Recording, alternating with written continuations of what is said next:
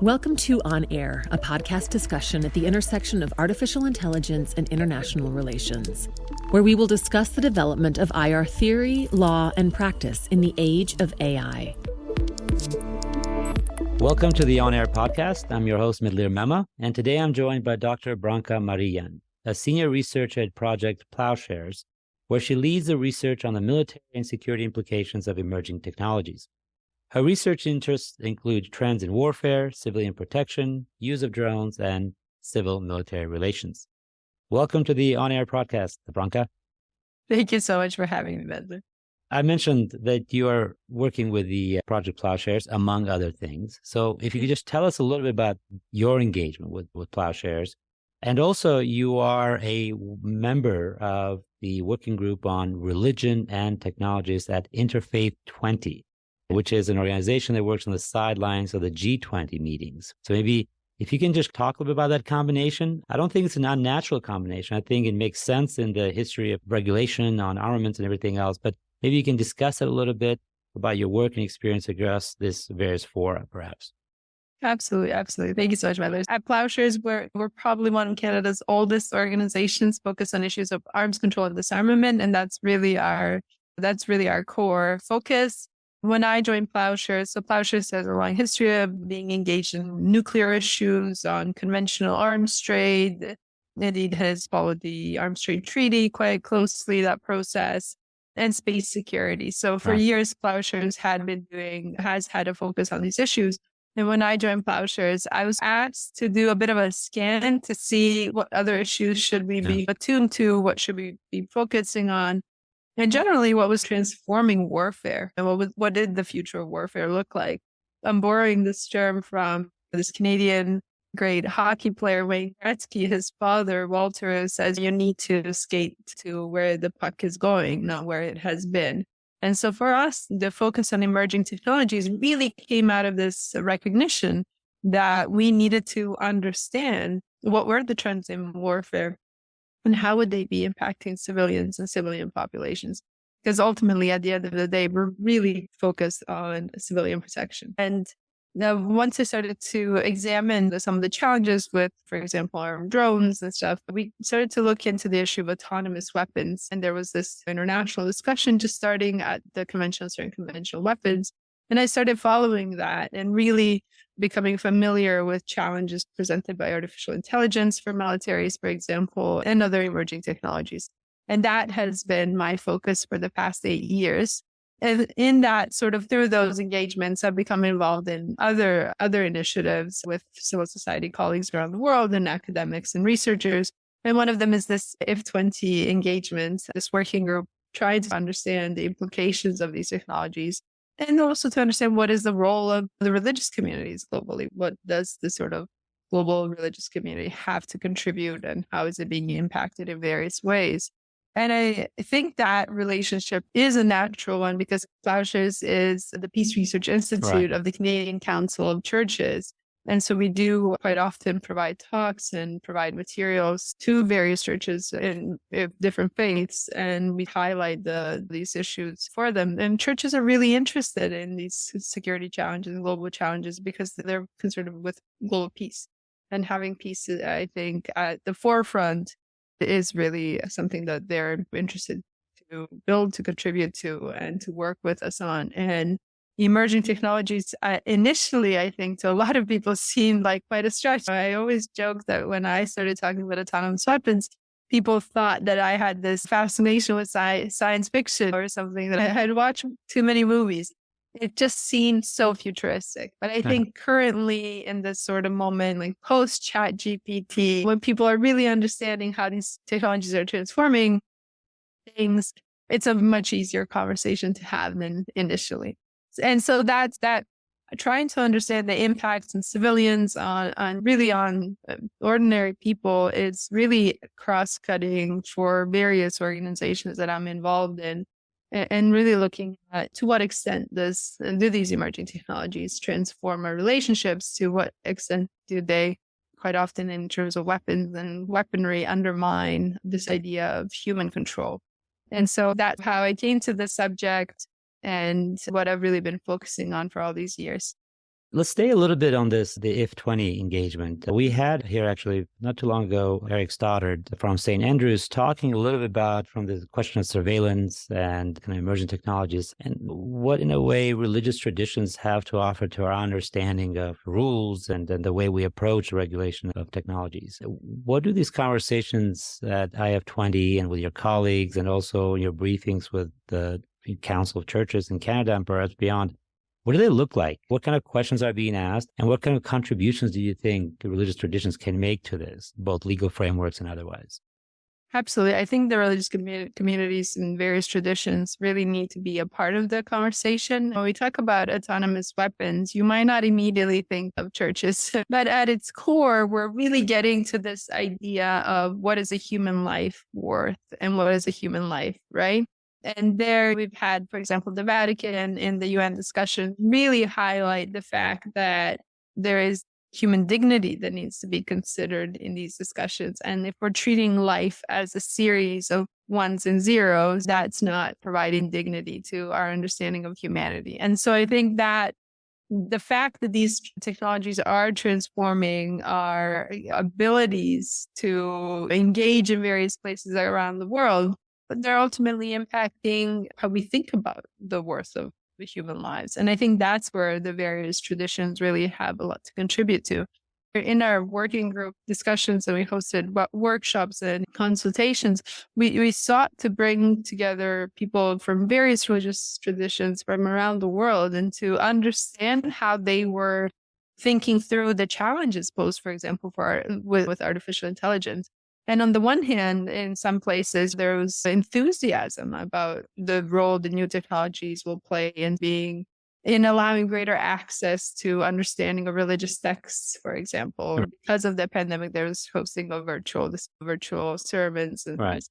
But on the other hand, they're quite concerned that there is this dehumanization and this distancing from the impacts of whether it's warfare or social and economic impacts, that there is this sort of distancing that's being allowed by this technology. And that sort of is a profound concern for them, for the various communities. And around the world, there are different challenges, different issues. But I think at its core, what really came across in our dialogues was this idea that we do need to set limits and develop regulations, and these religious traditions really were interested in that because they want to preserve the sense of human life as sacred. Yeah. It is perhaps telling that when ChatGPT, I think 3.5 came out in November, some of the early kind of like adopters of it were people trying to play with, we'd call it midrash, I guess. It would be like fake religious text where somebody is writing the King James version, how I can remove a toast that has been stuck in my toaster. And ChatGPT came with some very humorous kind of like ways of getting to it, but it sounded very genuine to religious language. And as you pointed out, this has actually been used. But maybe, again, there's a conversation about ChatGPT, and we've had a lot of this in this podcast, so we're not going to go that track. But thankfully, we need to be done with that. At least for a little bit, we need to be done. But there are creative ways that we can use technology. But you also point out the issue of dehumanization. Just reading a fascinating book, making connection between transhumanism and kind of early Christian kind of like ideas, where almost it's a way of restoring some of the way we approach like enchantment, but by eliminating God out of the picture, by using transhumanism as a way for that. And of course, that's a very technological kind of approach to these big questions about life and the future. As you pointed out, Ploughshares and a lot of these other projects that you are engaged in has dealt with all kinds of issues on disarmament efforts with regards to, you said, nuclear weapons and outer space even. And it certainly has decidedly peace-building bent, right? There's that's the mission, at least the way I see it. My question to you with regards to emerging technologies and specifically AI is, what challenges does emerging tech or AI specifically pose to international security and stability? How is it different in a way to nuclear weapons or outer space? How does this conversation, are they framed any different? Are the challenges different? Are the questions any different? Or is it still the same? We're just changing, just replacing one for the other? Yeah, I think 2 points. One, overarching points. One is that I think artificial intelligence and these new technologies are different, right? Because there is ease of access to some of these tools that you don't have with some of the other sort of, if we're thinking nuclear weapons, the kind of raw materials you need to create these weapons versus having a AI-enabled system. We're just talking about different tools. And AI is an enabler. So it's transformational in the sense that it can have a widespread impact. So if we wanted to, and I think there's general agreement that we shouldn't have AI systems and control nuclear weapons, for example. Right. I think there's general agreement that's a bad idea. But it impacts literally everything that we have in existence. And then it brings with it new possibilities and new challenges and new systems and platforms that we're going to see emerge as a result. So I do think it's fair to say it's quite transformational in terms of its impact on global security, because there will be this is a technology that's largely being developed in the civilian space. And we've seen some incredible leaps and bounds. And as I said earlier, it does diminish the ability of humans to control certain technologies if we are not thoughtful about developing regulations and also deciding what not to build. That's on the table as well. None of this is inevitable. Whatever technologies are developed, they will be developed because someone develops them. It's not that the technology will naturally lead to the state. And then at the same time, I think it's really important to remember with this sort of technological development that there is a broader context within which it is happening. So the current geopolitical moment is such that there's this growing competition amongst the greatest powers, and particularly the United States and China, which really situates these technologies at the center of this competition. And you've heard several global leaders say whoever leads in AI will be the dominant power. And so it's in a way also this power that's been given to it by this rhetoric that is also key to how transformational it's going to be. And it already is in terms of global security. The other overarching theme I think I want to highlight is that doesn't mean that our existing structures and institutions, whether it's at the global level or the arms control and disarmament mechanisms that we have, are not well equipped to deal with these technologies.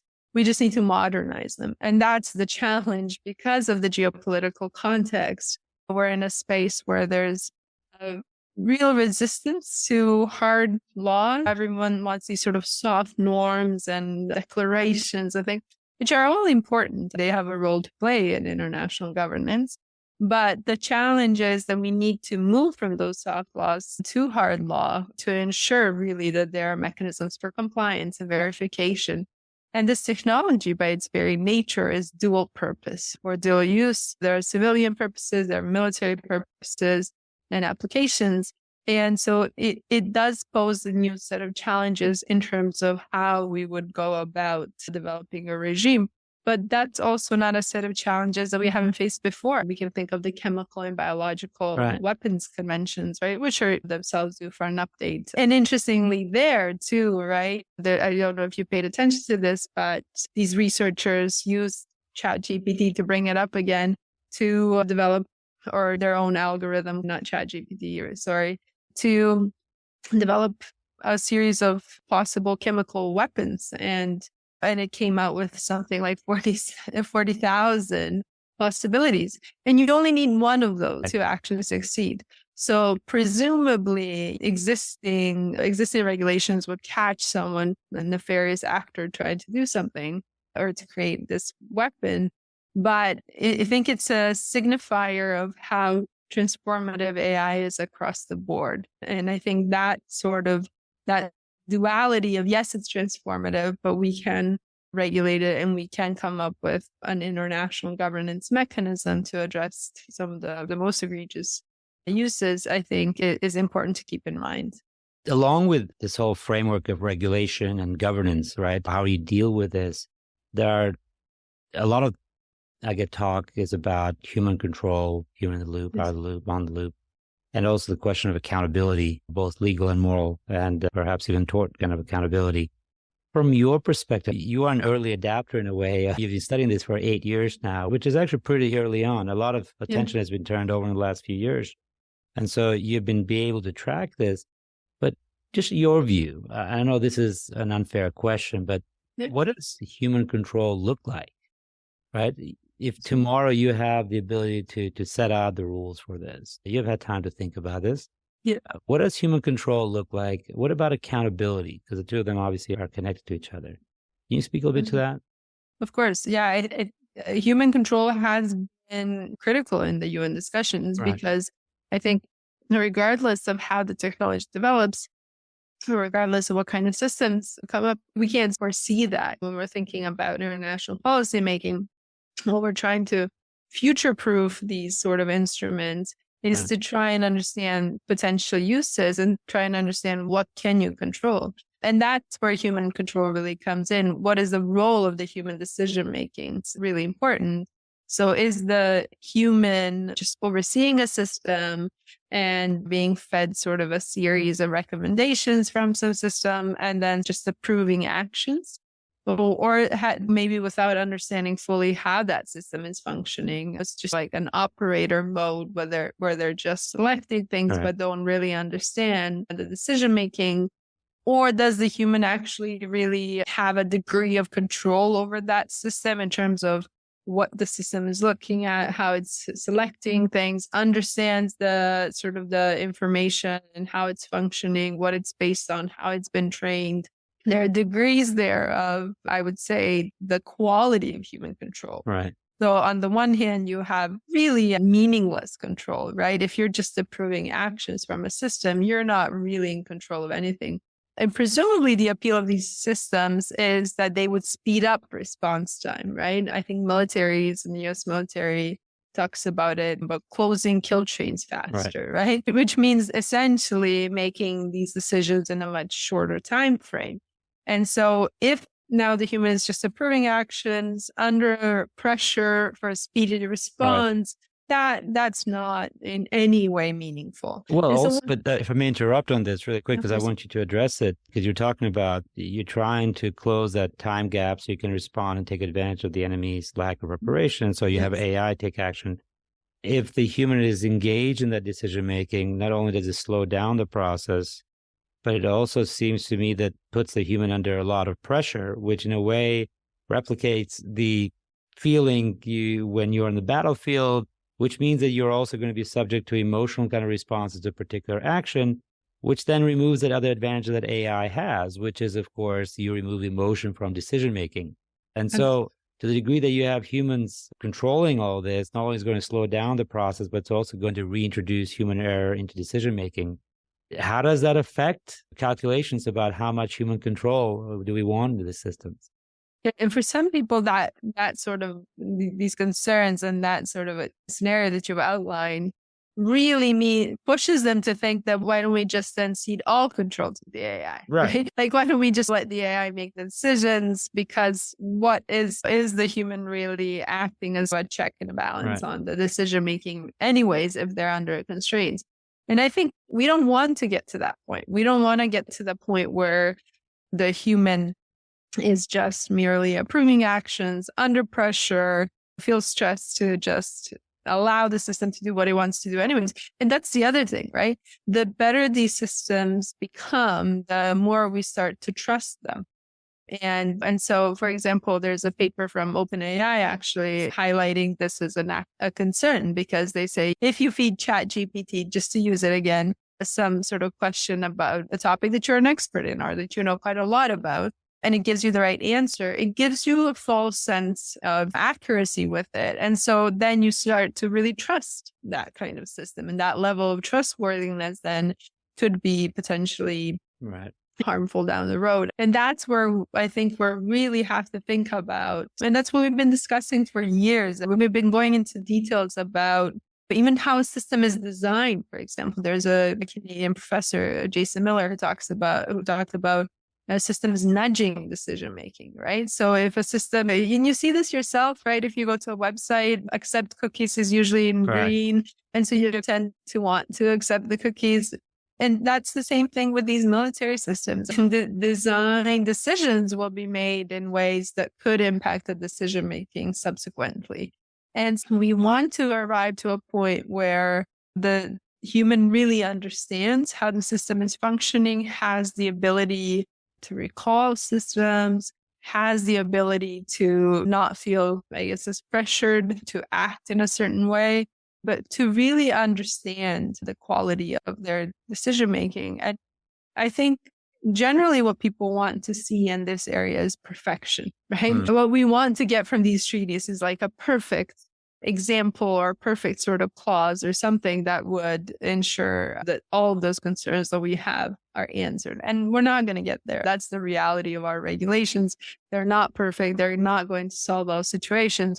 What we have to get to, I think what's realistic to get to, is a clear sense of who is making the decisions, and that ultimately that's a human, and that then that decision making is significant enough or meaningful enough so that human could be held accountable for their actions. So that's how you address the accountability gap then? Absolutely. Because if you have someone who really can't control a system, how can you how could they be held accountable? There have been different, obviously, kind of proposals to address that. The one is kind of do product liability, right? Absolutely. You look at the algorithm, you look at the manufacturer, you also do a weapons review under the Geneva Conventions, right? So you have different steps and different processes, and you do, again, more of a civil litigation rather than criminal, perhaps, at that point. But even in those cases, there are ways of holding people accountable. Of course, from international criminal law perspective, it makes that a little bit more challenging.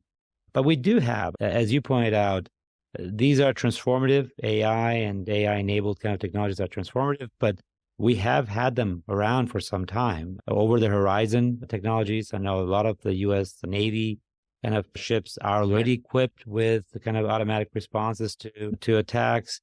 And so it's not that we haven't addressed or dealt with these kinds of, perhaps not at this scale, but we certainly have dealt with this. It just seems to me that this accountability question and the human control question are obviously inescapably connected to each other. But I'm not quite sure that we're ever going to get a good enough answer on that, because if we insist on that complete human control, at least on human control to the point where accountability is clear, right, who should be held accountable, then we are likely to then have the kind of human control that diminishes the value of this kind of technology on the battlefield. And I suspect that from a military perspective, that's just not going to be acceptable. And so my question, I guess, generally my practical question without an answer, perhaps, is there a Goldilocks solution to this where there's enough human control, where accountability is objectively, verifiably identified, on the other hand, where the military doesn't feel like it's hamstrung from the implementation of that? Absolutely. We need to arrive at that. That's where we want to arrive. Is it possible, you think, to get to something like that? I do think it's possible. I think we need to.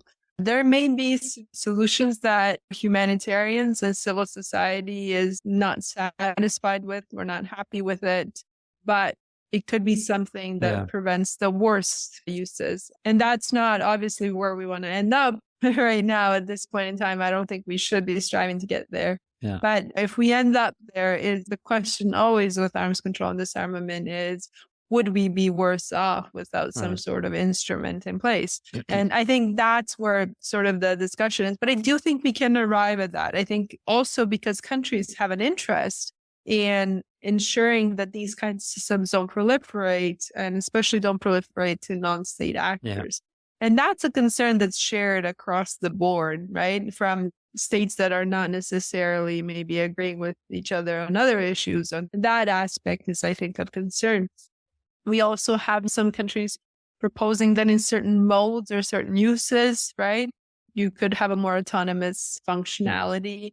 These are slippery slopes. Right. I think that's the reality of it. These are slippery slopes.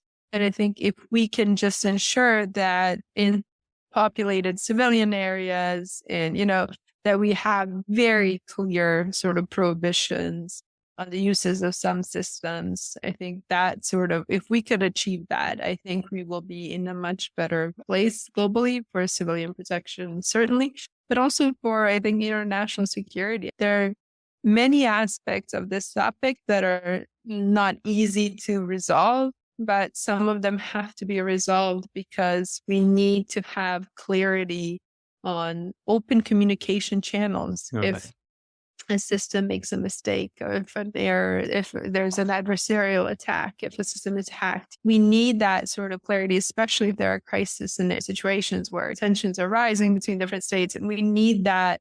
We need an instrument. We need something to allow for that sort of sharing of information and that ability to trust to the information that's coming your way, is to prevent conflict escalation, because that's a challenge with these systems. They seemingly provide a lot of advantages to militaries, but militaries are also concerned because it's not just that you're the only state that has that system. We had very little idea, all of us, how these systems would interact with crewed platforms. There have been recent conflicts, and even a few months ago, incidents where a crewed platform flies too close to a drone, let's say, or something. Does the opposing sides then, does the human that's also accompanying that system, because we talk a lot about human machine teaming, right? Have to respond if an uncrewed platform is attacked.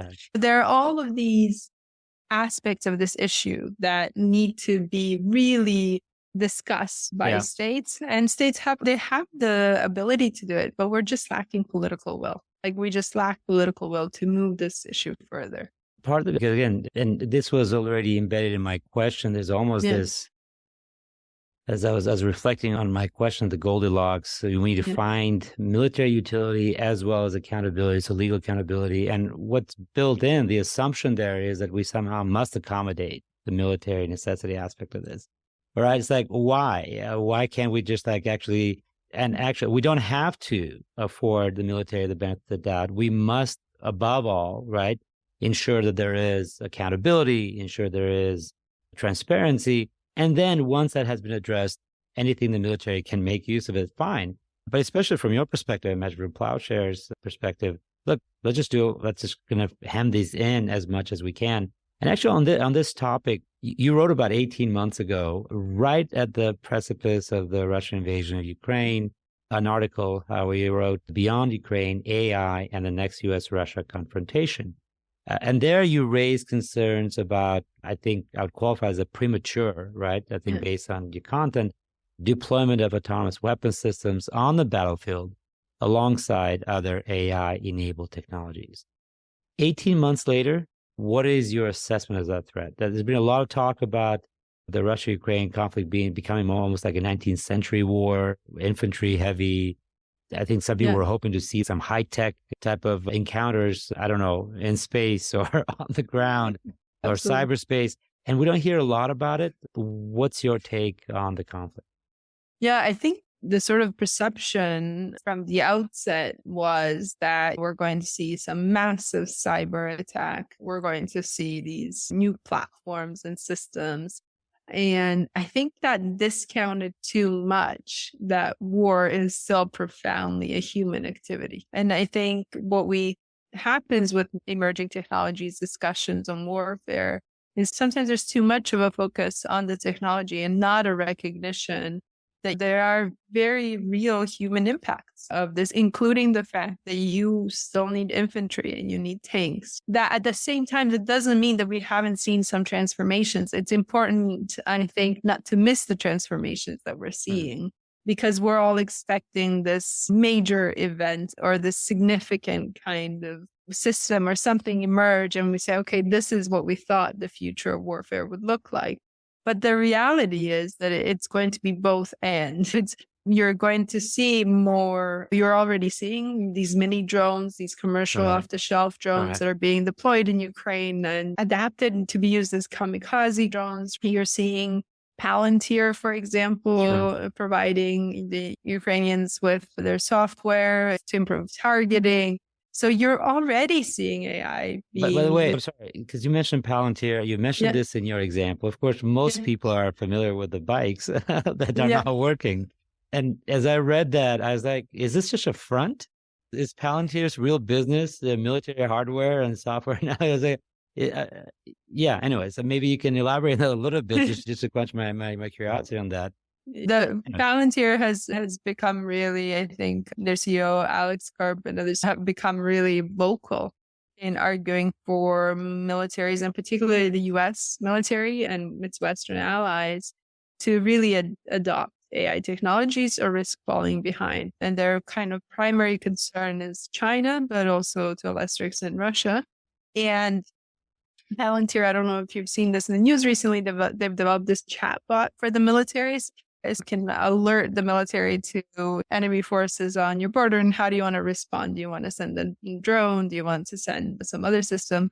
And this push really, I think, has come at the same time as they are testing some of their tools in Ukraine more. And so Ukraine has become a bit of a testing ground of some of these technologies. And we see this with the Russians as well, supposedly rolling out these uncrewed ground vehicles, these UGVs, which are really apparently haven't been tested fully when they were put into the conflict. And so, yes, there is a sense of, you still have young soldiers dying in the trenches in Ukraine. And you still have tanks that at one point everyone said tanks were irrelevant, and then we come back to tanks are irrelevant. But then you have this massive use of drones, an incredible number of drones that the Ukrainians are going through each month. And then you have the sort of testing or deployment of certain AI systems that we're hearing about. And I think that sort of combination is likely to persist going forward.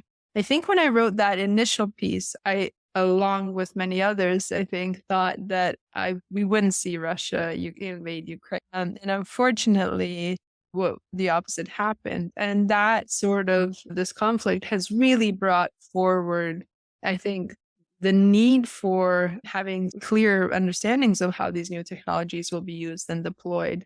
And what we see was the Russians following the invasion within these UN structures and discussions on autonomous weapons, for example, is they become really resistant and continue. They were never really supportive of having a new instrument anyways, but really becoming a state that stalls those discussions. And so the repercussions spill over into the multilateral level. And we've seen this, I think, across the board, just this real kind of concern about the decay of this multilateral system. And so, so we're seeing these transformations where we have the fact that warfare, the nature of war, that's the argument, right? The nature of war doesn't change, the characteristics do. And then at the same time, we have this really challenging global environment. Interesting. I think the article, and also just now, you're just talking about the role of the United States and Russia and the hope that perhaps a crisis would force, the likelihood of some kind of confrontation where autonomous weapon systems become part of the playing field or rather the battleground. Unfortunately, that would force countries to work together through this. That's not certainly what we have seen. China has also stayed on the sideline. But maybe last question for a day, the last minutes of our interview. The one I've studied international negotiations for a long time, especially in the context of the International Criminal Court. And I know that the Rome Statute of the ICC would perhaps look very different if Canada was not engaged early on, or at least the impact of the advocacy networks of the NGOs in the Rome negotiations and later on Kampala, but especially Rome, would look very different if Canada was not on the side of this multilateral engagement and being a bridge between the civil society and the P5 especially.